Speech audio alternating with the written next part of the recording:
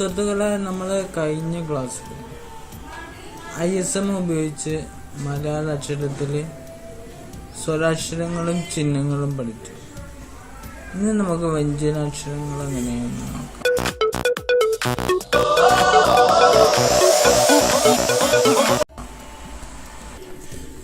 ഇവിടെ ഇപ്പോൾ നമ്മൾ കാണുന്നത് മലയാള അക്ഷരമാലയിലെ ആദ്യ വ്യഞ്ജനാക്ഷരങ്ങളാണ്. ക, ക, ക, ഗ, ങ. ഇനി 5 അക്ഷരങ്ങളാണ് ഇവിടെ കാണുന്നത്.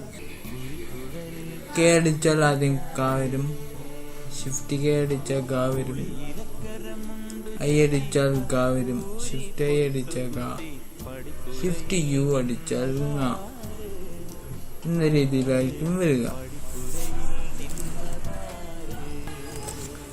ഇവിടെ ഇപ്പോൾ നമ്മൾ വ്യഞ്ജനാക്ഷരങ്ങളെ രണ്ടാമത്തെ ഭാഗമാണ് നോക്കുന്നത്. കീബോർഡില് ഇംഗ്ലീഷ് അക്ഷരം രണ്ടാമത്തെ നിരയിൽ JKL കഴിഞ്ഞ് കാണുന്ന കീ അടിച്ചാൽ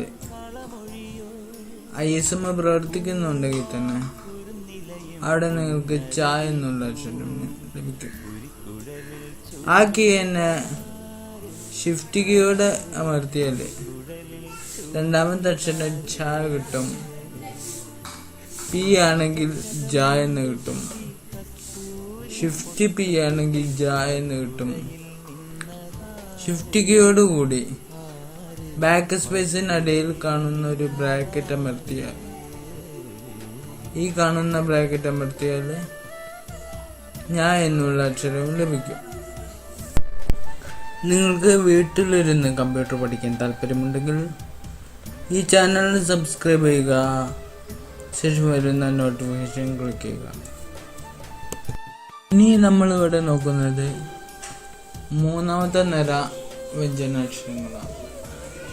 നമ്മൾ ഇൻവേർട്ടർ കോമ അടിക്കുകയാണെങ്കിൽ ഡ എന്ന അക്ഷരം, ഷിഫ്റ്റ് ഇൻവേർട്ടർ കോമ ആണെങ്കിൽ രണ്ടാമത്തെ ഡ കിട്ടും.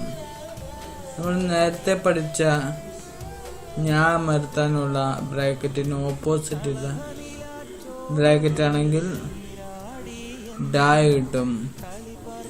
അതേ കീ തന്നെ ഷിഫ്റ്റോട് കൂടി അമർത്തിയാൽ ഡ എന്ന അക്ഷരം കിട്ടും. ഷിഫ്റ്റ് സി അടിച്ചാൽ നായും ലഭിക്കും. നിങ്ങൾക്ക് മൊബൈല്, കമ്പ്യൂട്ടർ എന്നിവയുടെ സംശയങ്ങൾ ചോദിക്കാം. താഴെ കാണിക്കുന്ന വാട്സപ്പ് നമ്പറിൽ നിങ്ങളുടെ പേര്, സ്ഥലം, ജോയിൻ എന്ന് ടൈപ്പ് ചെയ്ത് ഞങ്ങളുടെ ഗ്രൂപ്പിൽ ജോയിൻ ചെയ്യുക.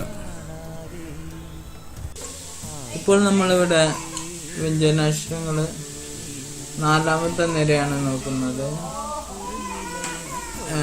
എല്ലാം അമർത്തിയാൽ ത എന്ന അക്ഷരം, ഷിഫ്റ്റ് എല്ലാണെങ്കിൽ ദ, ഓ അമർത്തിയാൽ ദ, ഷിഫ്റ്റ് ഓ അമർത്തിയാൽ ദ, വി ആണ് അമർത്തുന്നതെങ്കിൽ ന എന്ന ക്രമത്തിലും ലഭിക്കും. ഇനി നമുക്ക് അടുത്ത അക്ഷരക്രമം പഠിക്കാം. എച്ച് അമർത്തിയാൽ പ, ഷിഫ്റ്റ് എച്ച് ആണെങ്കിൽ ഫ, വൈ അമർത്തിയാൽ ബ, ഷിഫ്റ്റ് വൈ അടിച്ച ബ, സി അടിച്ചാൽ മ എന്നീ ക്രമത്തിലും ലഭിക്കും.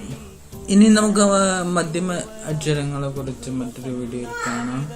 എല്ലാവർക്കും നല്ലൊരു ദിവസം ആശംസിച്ചുകൊണ്ട് ഉൾക്കാഴ്ചയിൽ നിന്നും ഞാൻ ഷുഫേഖ്. നന്ദി, നമസ്കാരം.